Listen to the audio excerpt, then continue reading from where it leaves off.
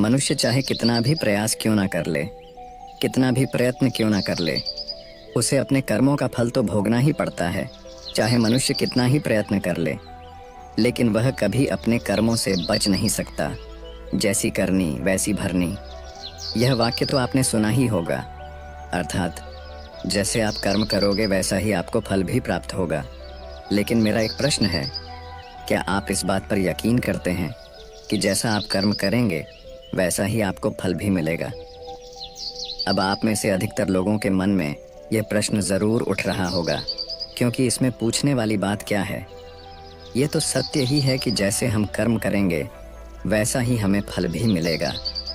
लेकिन एक बार के लिए आंखें बंद करके अपने आप से यह प्रश्न कीजिए, देखिएगा कि आपको इस प्रश्न का उत्तर स्पष्टता से नहीं मिल पाएगा। कहीं ना कहीं आपके मन में एक संशय ज़रूर होगा कि क्या यह बात सच है या झूठ। दोस्तों, आज इस कहानी से हम समझेंगे कर्मों का खेल। आखिर अच्छे कर्मों का फल अच्छा और बुरे कर्मों का फल बुरा कैसे होता है? बहुत समय पहले की बात है। किसी गांव में एक बहुत ही ज्ञानी पंडित रहता था। एक दिन वह अपने बचपन के दोस्त से मिलने के लिए दूसरे गांव में जा रहा था। उसका वह दोस्त बचपन से ही गूंगा और एक पैर से अपाहिज था। उस पंडित के गांव से उसके दोस्त का घर काफ़ी दूर था। वहां जाने के लिए बीच बीच में कई सारे छोटे छोटे गांव पड़ते थे। पंडित रास्ते में अपनी धुन में चला जा रहा था। चलते चलते उसकी मुलाकात एक व्यक्ति से होती है। रास्ते में उसे एक आदमी मिलता है जो ऐसा लगता था कि वह किसी का इंतज़ार कर रहा था, और वह भी पंडित के साथ चलने लगता है। उस आदमी को देखकर पंडित बहुत खुश हो जाता है। उसने सोचा, चलो अच्छा हुआ, साथ साथ चलने से उसका सफ़र आसानी से कट जाएगा। बात की शुरुआत करने के लिए उस पंडित ने उस व्यक्ति से उसका नाम पूछा तो उसने अपना नाम धर्मराज बताया। पंडित को यह नाम कुछ अजीब सा लगता है, लेकिन उसने नाम के विषय में कुछ और पूछना उचित नहीं समझा। दोनों धीरे धीरे साथ में चल रहे थे। तभी रास्ते में एक गांव आता है। गांव का प्रवेश द्वार आते ही धर्मराज ने पंडित से कहा, तुम आगे चलो, मुझे इस गांव में एक काम है, मैं तुमसे आगे मिलता हूँ। पंडित ने कहा, ठीक है। वह आगे रास्ते में चल देता है। कुछ देर बाद उस गांव में खबर फैली कि एक व्यक्ति को सांड ने अपनी सींग में फंसाकर मार दिया है। जैसे ही सांड ने उस व्यक्ति को मारा, ठीक कुछ ही देर में धर्मराज पंडित के पास आ गया और फिर दोनों चलना शुरू कर देते हैं और चलते चलते एक दूसरे गांव के द्वार पर पहुंच जाते हैं। उस गांव के बाहर एक बड़ा और विशाल मंदिर बना हुआ था। वहां पर आराम करने की सुविधा काफ़ी बढ़िया लग रही थी। पंडित के दोस्त का घर अभी वहां से बहुत दूर था और रात भी होने वाली थी। तो पंडित ने धर्मराज से कहा, रात होने वाली है, पूरे दिन चलते चलते थक भी चुके हैं और भूख भी लग रही है, तो यहाँ पर भोजन करके यहीं पर हम विश्राम कर लेते हैं, फिर सुबह के समय आराम से आगे की यात्रा जारी करेंगे। धर्मराज ने कहा, ठीक है, मुझे इस गांव में किसी को कुछ ज़रूरी सामान देने जाना है, तुम भोजन करके आराम करो, मैं बाद में आकर भोजन कर लूँगा। इतना कहकर वह वहाँ से चला जाता है। लेकिन उसके जाने के कुछ समय बाद, कुछ ही देर बाद धुआं उठता हुआ दिखाई देता है और देखते ही देखते पूरे गांव में आग लग जाती है। पंडित ने हैरानी से सोचा कि यह धर्मराज जहाँ भी जाता है वहाँ कोई ना कोई अनहोनी ज़रूर हो जाती है, कुछ तो गड़बड़ है इस व्यक्ति में। लेकिन पंडित ने रात्रि में धर्मराज से कुछ भी पूछना उचित नहीं समझा और वे दोनों सो गए। सुबह होते ही दोनों फिर से अपनी यात्रा शुरू कर देते हैं। कुछ देर चलने के बाद रास्ते में फिर से एक गांव आता है। धर्मराज ने फिर पंडित से कहा, आप आगे चलिए, मुझे इस गांव में अपने मित्र से मिलने जाना है, मैं अपने दोस्त से मिलने के बाद आगे रास्ते में मिलूंगा। यह कहकर धर्मराज वहां से चला गया। लेकिन पंडित इस बार आगे नहीं गया। वहीं खड़ा होकर धर्मराज को देखता रहा कि वह कहाँ जा रहा है और क्या करता है। तभी थोड़ी देर बाद लोगों की आवाज़ सुनाई देने लगी कि एक व्यक्ति को सांप ने काट लिया है और उसकी मृत्यु हो गई है। ठीक उसी समय धर्मराज फिर पंडित के पास पहुंच गया। लेकिन इस बार पंडित से रहा नहीं गया और उसने धर्मराज से पूछ ही लिया कि तुम जिस भी गांव में जाते हो वहां कोई ना कोई अनहोनी ज़रूर हो जाती है, क्या तुम मुझे बता सकते हो यह ऐसा क्यों हो रहा है? धर्मराज ने कहा, पंडित जी, आप तो मुझे बहुत ज्ञानी मालूम पड़े थे, इसीलिए मैं आपके साथ चलने लगा था, क्योंकि ज्ञानियों का साथ बहुत अच्छा होता है, परंतु आप अभी तक समझ नहीं पाए कि मैं कौन हूँ। पंडित ने कहा, मैं समझ गया हूँ, लेकिन मुझे कुछ शंका है। अगर आप ही अपना उपयुक्त परिचय दे दें तो मेरे लिए आसानी होगी। तब धर्मराज ने जवाब दिया कि मैं यमदूत हूँ और यमराज की आज्ञा से उन लोगों के प्राण हरण करता हूँ जिनकी उम्र पूरी हो चुकी है। हालांकि पंडित को पहले से ही इस बात की आशंका थी, फिर भी धर्मराज के मुंह से यह बातें सुनकर वह घबरा गया। लेकिन वह हिम्मत करके पूछता है कि अगर तुम सच में यमदूत हो तो मुझे बताओ, अगली मृत्यु किसकी है? धर्मराज ने जवाब दिया, अगली मृत्यु तुम्हारे उसी मित्र की है जिससे तुम मिलने जा रहे हो, और उसकी मृत्यु का कारण भी तुम ही बनोगे। ये बात सुनकर पंडित सहम गया और सोच में पड़ गया कि अगर सच में यह धर्मराज यमदूत हुआ तो उसकी बात भी सच होगी और उसके कारण मेरे बचपन के सबसे अच्छे मित्र की मृत्यु हो जाएगी। तो सबसे अच्छा तो यही होगा कि मैं अपने मित्र से मिलने ही ना जाऊं। कम से कम मैं उसकी मृत्यु का कारण तो नहीं बनूंगा। धर्मराज ने मुस्कुराते हुए कहा, तुम जो सोच रहे हो वो सब मुझे पता है, मगर तुम्हारे अपने मित्र से मिलने ना जाने से नियति नहीं बदल जाएगी। तुम्हारे मित्र की मृत्यु तो निश्चित है और वह अगले कुछ ही पलों में घटित होने वाली है। महाकाल के मुंह से ऐसी बातें सुनकर पंडित को झटका लगा, क्योंकि महाकाल ने पंडित के मन की बातें पढ़ ली थीं, जो कि एक सामान्य व्यक्ति के लिए संभव नहीं है। अब पंडित को विश्वास हो गया कि यह धर्मराज सचमुच में यमदूत ही है। जब पंडित को यह पूर्ण विश्वास हो गया कि धर्मराज जी यमदूत हैं तो वह घबरा गया। वह अपने मित्र की मृत्यु का कारण नहीं बनना चाहता था, इसलिए वह पलटकर अपने गांव की तरफ वापस जाने लगा।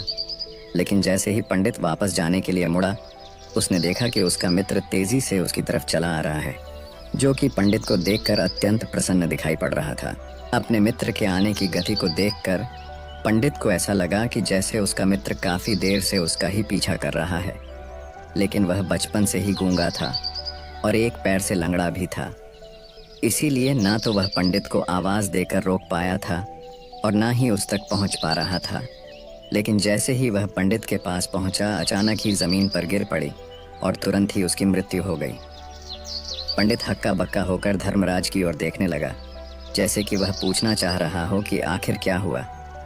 धर्मराज पंडित के मन में उठ रहे प्रश्नों को समझ गया और बोला, तुम्हारे मित्र ने पिछले गांव में ही तुम्हें देख लिया था और वे वहीं से ही तुम्हारा पीछा कर रहा था, लेकिन गूंगा और लंगड़ा होने की वजह से वह तुम तक नहीं पहुंच पाया।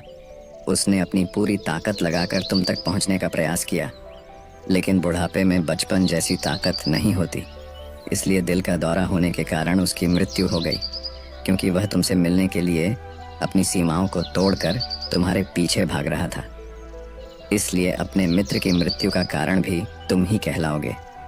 अब पंडित को पूर्णतः यह विश्वास हो गया था कि धर्मराज एक यमदूत है और उसका कार्य जीवों के प्राण हरना है। लेकिन पंडित एक ज्ञानी व्यक्ति था। वह यह भी जानता था कि मृत्यु पर किसी का वश नहीं है, सबको एक ना एक दिन मरना ही है। यही सोचकर उसने अपने आप को संभाल लिया। लेकिन अचानक ही पंडित के मन में अपनी मृत्यु के बारे में जानने की इच्छा हुई, इसलिए उसने धर्मराज से पूछा कि जब मृत्यु मेरे दोस्त की होनी थी तो तुम शुरू से ही मेरे साथ क्यों चल रहे थे?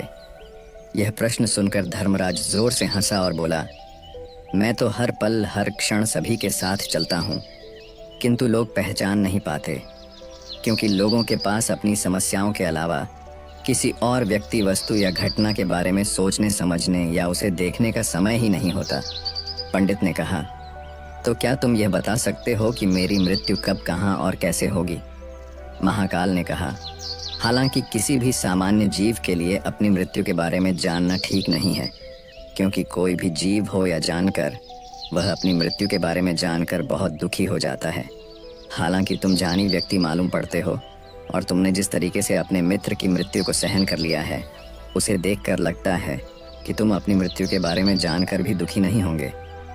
महाकाल ने कहा, तो सुनो, तुम्हारी मृत्यु आज से ठीक 6 महीने बाद आज ही के दिन किसी दूसरे राज्य में फांसी लगने से होगी, और सबसे हैरानी की बात तो ये होगी कि तुम स्वयं ही खुशी से उस फांसी को स्वीकार कर लोगे। इतना कहकर धर्मराज वहां से चला गया, क्योंकि अब धर्मराज के पास पंडित के साथ चलते रहने का कोई कारण न था। इसके बाद पंडित ने अपने मित्र के शरीर का अंतिम संस्कार किया और यथाशक्ति उसके क्रियाकर्म करके अपने गांव वापस आ गया। लेकिन कोई व्यक्ति कितना भी ज्ञानी क्यों ना हो, अपनी मृत्यु के बारे में जानकर दुखी तो होता ही है और मृत्यु से बचने का कोई ना कोई उपाय भी खोजता है। तो पंडित ने भी वही किया, क्योंकि पंडित विद्वान था, इसलिए उसकी पहचान उस राज्य के राजा तक थी। पंडित ने सोचा कि राजा के पास तो कई सारे ज्ञानी मंत्री हैं, वह मेरी मृत्यु से संबंधित समस्या का कोई ना कोई समाधान निकाल ही लेंगे। पंडित यही सब सोचता हुआ राज दरबार में पहुंच जाता है और राजा से सारी घटना के बारे में बताता है। राजा ने अपने मंत्रियों को सारी समस्या बताई और उनसे सलाह मांगी। अंत में सभी ने विचार विमर्श करके कहा, अगर पंडित की बात सही है तो उसकी मृत्यु भी 6 महीने बाद ही होगी, लेकिन मृत्यु तो तब होगी जब वह किसी दूसरे राज्य में जाएगा। यदि वह किसी दूसरे राज्य में जाए ही ना तो मृत्यु ही नहीं होगी। मंत्रियों की यह सलाह राजा को भी सही लगी। इसके बाद पंडित के रहने की सारी व्यवस्था महल में ही कर दी गई और राजा के आदेश के बिना उस पंडित से किसी को भी नहीं मिलने दिया जाता था। लेकिन पंडित कहीं भी आ जा सकता था, ताकि पंडित को यह न लगे कि वह राजा की कैद में है। परंतु पंडित डर के मारे स्वयं ही कहीं आता जाता नहीं था। धीरे धीरे महीने गुजरते गए और पंडित की मृत्यु का समय नज़दीक आने लगा और अंततः वह भी दिन आ गया जिस दिन पंडित की मृत्यु होनी थी। तो जिस दिन पंडित की मृत्यु होनी थी उसकी एक रात पहले पंडित डर के मारे जल्दी ही सो गया, ताकि जल्दी से वह रात बीत जाए और अगला दिन आ जाए, ताकि उसकी मृत्यु टल सके। यही सोचकर वह जल्दी सो जाता है। लेकिन पंडित को नींद में चलने की बीमारी थी और अपनी इस बीमारी के बारे में वह स्वयं ही नहीं जानता था। तो फिर राजा मंत्री या किसी वैद्य को इसके बारे में बताने का कोई प्रश्न ही नहीं उठता। पंडित अपनी मृत्यु को लेकर बहुत चिंतित था। वह पिछले कई दिनों से ठीक है, सो भी नहीं पा रहा था और नींद में चलने की बीमारी भी तभी होती है जब व्यक्ति ठीक से सो नहीं पा रहा हो। तो उस रात भी पंडित को नींद में चलने का दौरा पड़ा। वह उठा और महल से निकलकर अस्तबल में गया। क्योंकि पंडित राजा का खास मेहमान था, इसलिए किसी भी पहरेदार ने उसे नहीं रोका और ना ही किसी तरह की कोई पूछताछ की। अस्तबल में पहुंचकर वह सबसे तेज चलने वाले घोड़े की पीठ पर सवार होकर नींद में ही अपने राज्य की सीमा से बाहर दूसरे पड़ोसी राज्य में चला गया। इतना ही नहीं, वह दूसरे राज्य के राजा के महल में पहुंच गया। उस महल के पहरेदार ने भी उसे नहीं रोका और ना ही कोई पूछताछ की। सभी लोग रात्रि का अंतिम प्रहार होने के कारण गहरी नींद में थे। वह पंडित सीधे राजा के सैन्य कक्ष में पहुंचा, जहां राजा और रानी सो रहे थे। वह पंडित वहीं जाकर सो गया। सुबह हुई तो राजा ने पंडित को रानी के बगल में सोया हुआ देखा तो राजा बहुत क्रोधित हो गया। राजा ने पंडित को कैद करने का आदेश दे दिया। पंडित गिरफ्तार हो गया, लेकिन पंडित तो भौंचक्का था। उसे तो कुछ समझ नहीं आ रहा था कि आखिर वह दूसरे राज्य में और राजा के सैन्य कक्ष में कैसे पहुंचा। लेकिन वहां उसकी यह सब सुनने वाला कोई नहीं था। अगली सुबह राजा ने पंडित को दरबार में पेश करने का आदेश दिया। कुछ देर बाद उस पंडित को दरबार में लाया गया। पंडित को देखते ही राजा इतना बबूला हो गया कि उसे फांसी पर चढ़ा देने का हुक्म सुना दिया। फांसी की सज़ा सुनकर पंडित कांप गया, लेकिन फिर भी थोड़ी सी हिम्मत जुटाकर राजा से बोला, महाराज, मैं नहीं जानता कि मैं राजमहल तक कैसे पहुंचा। मैं यह भी नहीं जानता हूं कि आपके सैन्य कक्ष तक मैं कैसे आया और आपके महल के किसी पहरेदार या सैनिक ने मुझे रोका क्यों नहीं। लेकिन मैं इतना ज़रूर जानता हूं कि आज मेरी मृत्यु होनी थी और वो होनी भी जा रही है। राजा को यह बात थोड़ी अजीब लगी। उसने पंडित से पूछा, तुम्हें कैसे पता कि आज तुम्हारी मृत्यु होनी है? राजा के इस प्रश्न के जवाब में पंडित ने पिछले 6 महीने का सारा वाक्य राजा को सुना दिया और बोला, महाराज, मेरा क्या किसी भी सामान्य व्यक्ति में इतना साहस नहीं कि वह राजा के सैन्य कक्ष में राजा की उपस्थिति में रानी के साथ सो जाए। राजा को पंडित की बात में थोड़ा तर्क दिखाई पड़ा, परंतु उसने सोचा कि यह मृत्यु से बचने के लिए धर्मराज और उसके द्वारा अपनी मृत्यु की भविष्यवाणी की कहानी बना रहा है। इसलिए राजा ने पंडित से कहा, यदि तुम्हारी बात सत्य है और आज यह तुम्हारी मृत्यु का दिन है जैसा कि यमदूत धर्मराज ने तुमसे कहा था, तो आज तुम्हारी मृत्यु का कारण मैं नहीं बनूंगा। लेकिन यदि तुम्हारी बात झूठी निकली तो निश्चित ही आज तुम्हारी मृत्यु का दिन होगा ना, क्योंकि जिस राज्य से पंडित आया था उस राज्य का राजा इस राजा का मित्र था। इसलिए इस राजा ने तुरंत अपने 2 सैनिकों को पड़ोसी राजा के पास भेजकर पंडित की बात की सत्यता का प्रमाण मांगा भेजा। भेजे गए सैनिक शाम तक लौटे और उन्होंने राजा को बताया कि महाराज, पंडित जो कुछ भी कह रहा है वह सब सत्य है। पड़ोसी राज्य के राजा ने पिछले 6 महीने से पंडित के रहने की सारी व्यवस्था अपने ही महल में कर रखी थी। पंडित राजा का खास मेहमान था।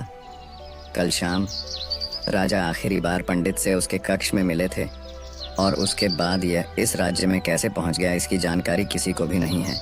इसलिए उस राज्य के राजा के अनुसार पंडित को फांसी की सज़ा देना ठीक नहीं है। लेकिन राजा के सामने एक नई समस्या थी, क्योंकि उसने बिना पूरी बात जाने ही पंडित को फांसी की सज़ा सुना दी थी। इसलिए अगर पंडित को फांसी नहीं दी जाती तो राजा के वचन का अपमान हो जाएगा। लेकिन अगर राजा की बात का मान रखा जाए तो बेवजह ही एक निर्दोष व्यक्ति की मौत हो जाएगी। राजा ने अपने सभी मंत्रियों से इस बारे में सुझाव मांगा तो मंत्रियों ने राजा को सुझाव दिया कि महाराज, पंडित को एक कच्चे सूत के धागे से फांसी लगवा दी जाए। इससे आपके कथन का भी मान रह जाएगा और कच्चे सूत के धागे से पंडित को फांसी भी नहीं लगेगी और उसके प्राण भी बच जाएंगे। राजा को मंत्रियों का यह सुझाव पसंद आया और उसने ऐसा ही करने का आदेश दे दिया। पंडित के लिए कच्चे सूत के धागे से फांसी का फंदा बनाया गया और नियम के अनुसार पंडित को फांसी पर चढ़ाया जाने लगा। सभी लोग बहुत खुश थे कि ना तो पंडित मरेगा और ना ही राजा का वचन खाली जाएगा। पंडित को भी पूर्ण विश्वास था ये सूद के धागे से तो उसकी मृत्यु हो ही नहीं सकती। पंडित उस पर चढ़ने के लिए तैयार हो गया, जैसा कि धर्मराज ने भविष्यवाणी की थी कि तुम खुद ही अपनी फांसी को स्वीकार करोगे। लेकिन जैसे ही पंडित को फांसी दी गई, सूद का धागा तो टूट गया, लेकिन टूटने से पहले उसने अपना काम कर दिया था। पंडित के गले की एक नस सूद के धागे के झटके से कट चुकी थी और पंडित जमीन पर पड़ा तड़प रहा था। उस पल उसके गले से खून की फुहार निकल रही थी और देखते ही देखते पंडित का शरीर पूरी तरह से शांत हो गया। सभी लोग आश्चर्यचकित थे और पंडित को मरता हुआ देख रहे थे। किसी को विश्वास नहीं हो रहा था कि कच्चे सूत के धागे से भी किसी इंसान की मृत्यु हो सकती है। लेकिन घटना तो घट चुकी थी। नियति ने अपना काम कर दिया था और धर्मराज की भविष्यवाणी सच हो चुकी थी। दोस्तों, श्रीमद् भागवत गीता में भगवान श्री कृष्ण ने कहा है, जो होना होता है वह होकर ही रहता है। हम चाहे कितनी ही सावधानी बरते, कितना ही उपाय कर लें, लेकिन घटना और घटना की पूरी प्रणाली पहले से ही तय होती है, जिसे हम थोड़ा सा भी इधर उधर नहीं कर सकते हैं। दोस्तों, शायद इसीलिए ईश्वर ने हमें भविष्य जानने की क्षमता नहीं दी है, ताकि हम अपने जीवन को ज़्यादा बेहतर तरीके से जी सके। और यही बात उस पंडित पर भी लागू होती है। अगर पंडित ने महाकाल से अपनी मृत्यु के बारे में ना पूछा होता तो 6 महीने तक राजा के महल में कैद रहकर डर डर कर जीने की बजाय ज़्यादा बेहतर जीवन जीता। दोस्तों, आपने आज के इस वीडियो से क्या सीखा वह मुझे आप कमेंट में बता सकते हैं। इसी के साथ में उम्मीद है कि आपको आज की वीडियो पसंद आई होगी, तो इस वीडियो को उस इंसान को शेयर करें जिससे यह कहानी सुनने की ज़रूरत है और उसी के ठीक बाद चैनल को सब्सक्राइब करें। तो चलिए फिर मिलते हैं ऐसी एक और नई वीडियो में एक नए मैसेज के साथ। तब तक के लिए अपना ख्याल रखें। धन्यवाद और नमो बुद्धाय।